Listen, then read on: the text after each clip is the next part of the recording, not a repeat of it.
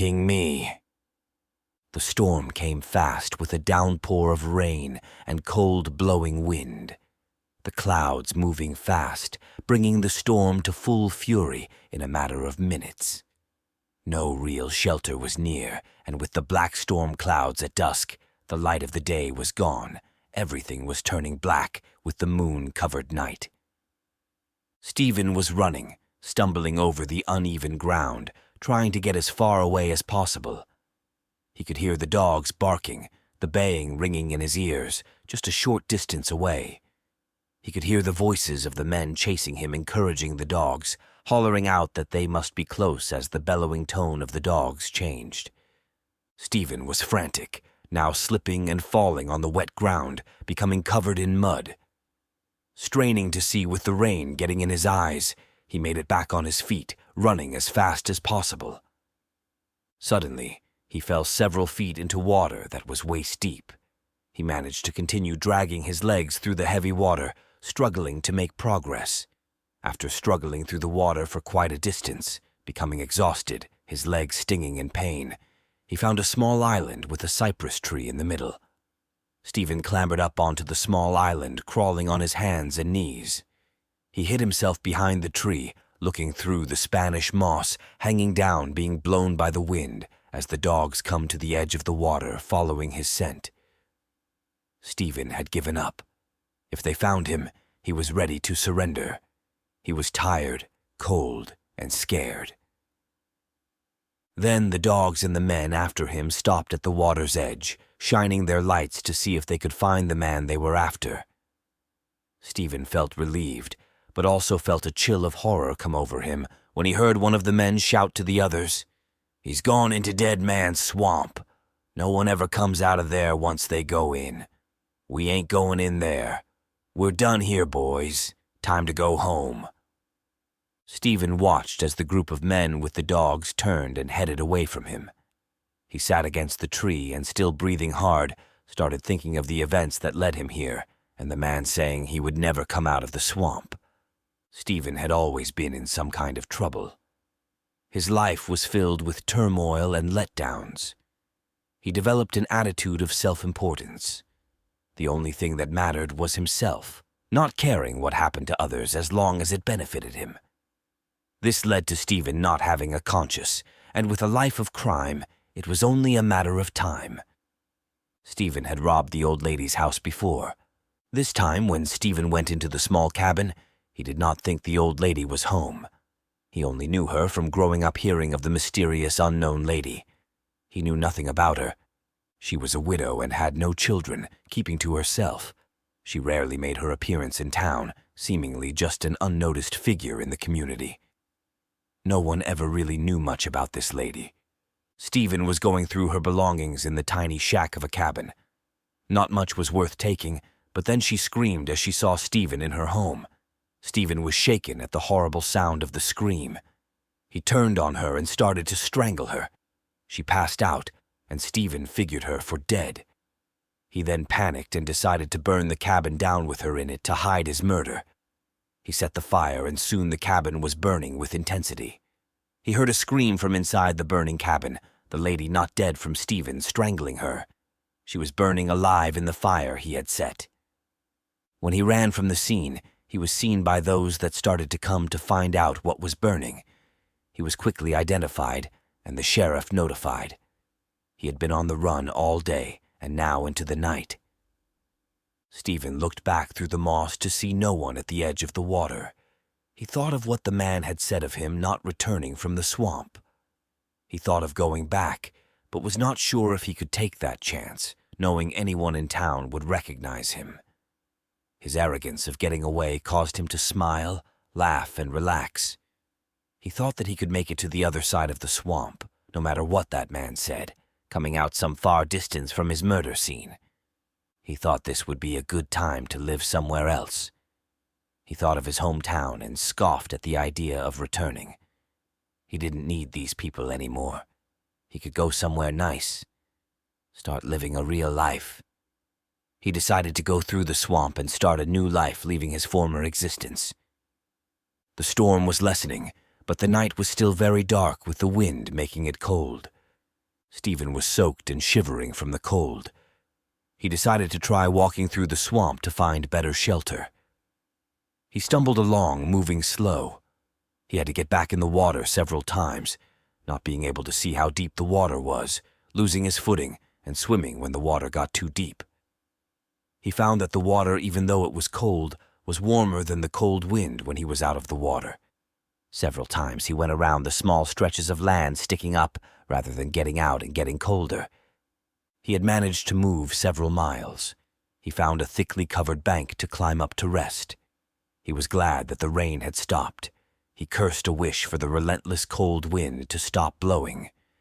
He began thinking again of the man saying he would never come out of the swamp. He laughed at the thought as he was making progress, satisfying his inner self-centered attribute, thinking that man was wrong, determined now to prove he could make it.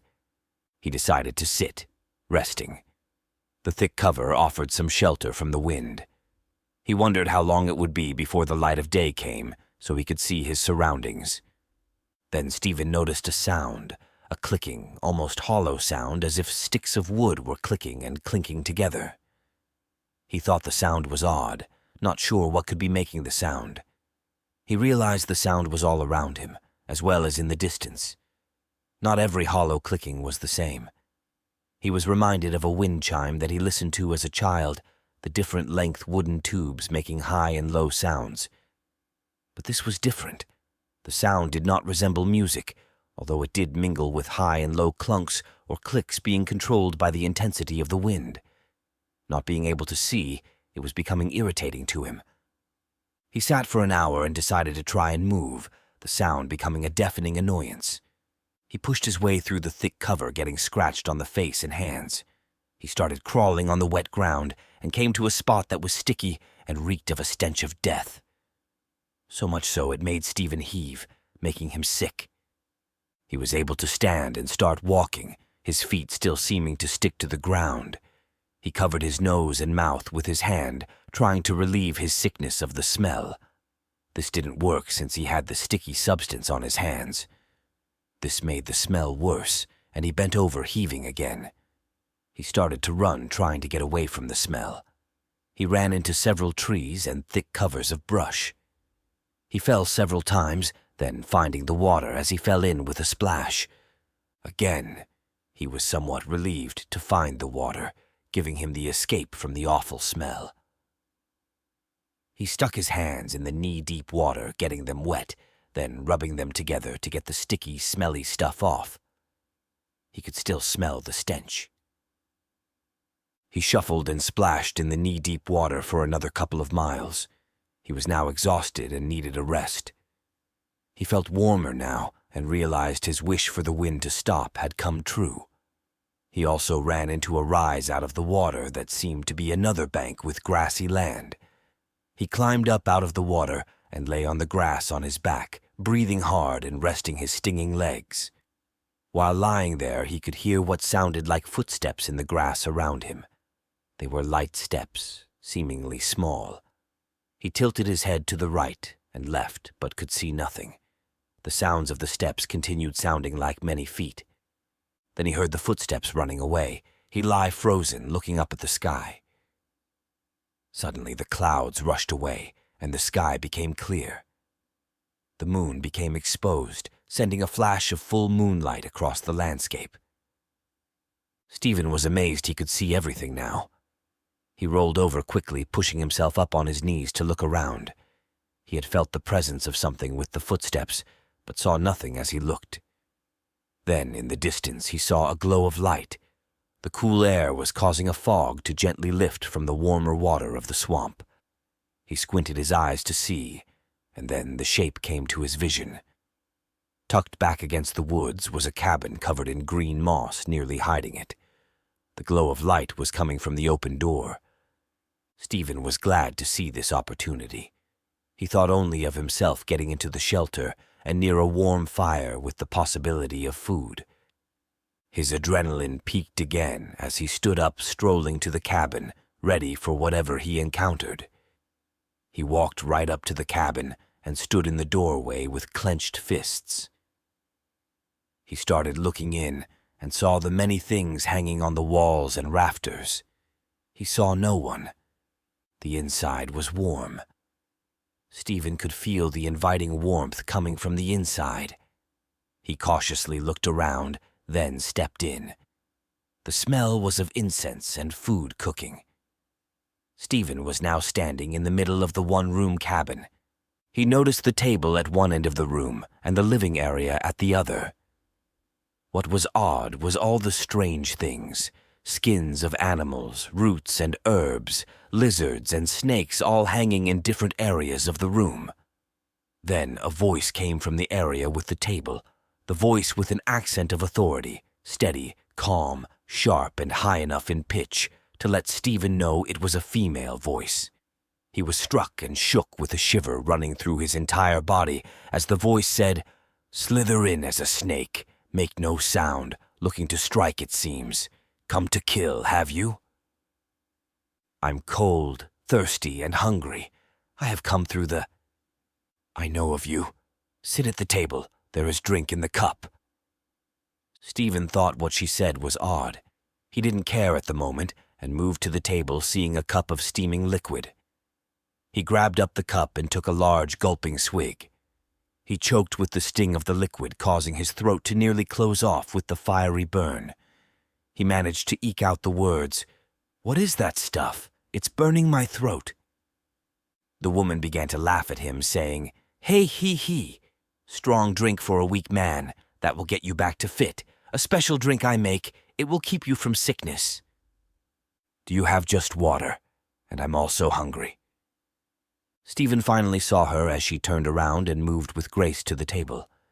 He was stunned at her beauty. She then said to him, "Here you go, hungry man." A plate banged on the table and slid stopping in front of Stephen. The food was steaming as he looked down at it. He did not recognize the food as anything he had eaten before. Then the woman spoke again. "Sit, eat. I will get you the water." He sat down and was staring at the food. He had to ask, "What is this stuff?" "What matter is it? Are you hungry as you say? Then eat." He decided he was hungry enough to try the pinkish chunk of fried something that was on the plate. He took a bite and was amazed at the wild but sweet taste of the meat. He continued to eat, seeing the fried eggs that didn't look like eggs he had seen before. He tried them also, being amazed at the flavor. He stuffed himself, finishing, then asking for more. The plate was filled again, and he started the conversation with the woman, asking again, "So what was that I just ate? It was good, but I have never had that before." "Snake and lizard eggs, a breakfast fit for a king." "What? I can't believe you just fed me." "Can't believe you ate snake? Ha, ha. You think you're too good for snake, no surprise. You think lizard eggs are not good enough for you?" "I never expected to ever eat that." "Certainly not. You are above the small creatures. You could not imagine being treated with such horror of food. You should consider what you are, no higher than the snake you ate." Stephen got mad hearing this. He stood up in anger, ready to strike, saying, "Why, you witch, I oughta—" "What will you do? Strangle me, then burn me alive?" Stephen was shocked. A feeling of fear took over as he asked in a panicked, rebellious voice, "How did you know that? There is no way you could know what I have done." "You think you have hidden the truth, running away. What you have done is kill my twin sister. I felt the pain and heard her screams. You have no idea what you have done." "But how could you have known? You have some connection with your sister, some ESP thing or something?" "Sit down and I will tell you of things that you cannot imagine." Reluctantly, Stephen sat down. He was still in shock, and his fear started to escalate as she told him, "My sister was the queen of the little devils for 200 years. She gave up her royalty when she got brave and went to town one day. She met a young man and fell in love. She was forbidden to break her vow to be the queen of the little devils, but made a deal with the devil himself to forfeit her queen title. She married, never being allowed to have children. She was married for 50 years, and then her husband, a mortal, passed away. She remained in the small cabin for the next 100 years. Then you show up, and in a matter of minutes destroy her, sending her to hell. Stephen was shaking. He didn't know what to say. His arrogance showed when he said, "I gotta get out of here. I got to go." "Not so fast. You will go nowhere. Even if you run back to the swamp, you will never return to the life you had." "What do you mean? I can make it to the other side and get away from here." "You do not understand yet. I am not finished with you." "I don't know what you mean. What do you mean not finished with me? I have no more need for you." "Of course you would think that. You have never considered anyone having power over you." "That's right, and nobody can stop me, no matter what. You have not heard the best part of the story about my sister." "I don't need to hear any more. I don't want to talk about her." "Well, it's not so much about her. It's more about what happened after she no longer was queen." "I don't know. I don't care what happened. I'm leaving here." "You should care what happened. It will affect your life." "What do you mean, affect my life?"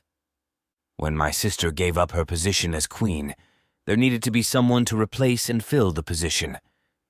I was the next in line to be the queen. Now, I am the queen of the little devils, and you are in my swamp." "Your swamp?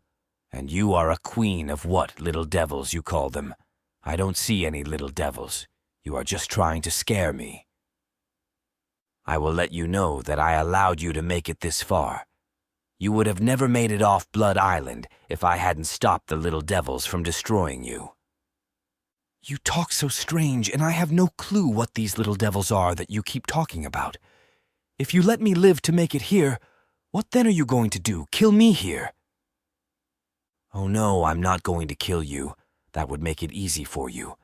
You are so self-centered you need to be rewarded for what you have done. You wouldn't accept punishment. You would only blame someone else. I need to reward you." Why would you do that? Reward me after I killed your sister." "I told you, if I punish you, you could blame me for your pain. If I reward you, your arrogance will be satisfied. That should make you suffer more than any pain I could inflict on you. Your own self-centered way is enough to let you destroy yourself. Then I will have my reward." "I still don't understand." Just as he was saying his last words, he heard the sound of the small feet on the wooden floor of the cabin. Stephen turned. A look of horror came over him as the little devils came in. There were many of them, holding small tridents with a grin of sharp needle-like teeth, horrid, angry faces with pointed ears, and small horns protruding up on top of the head.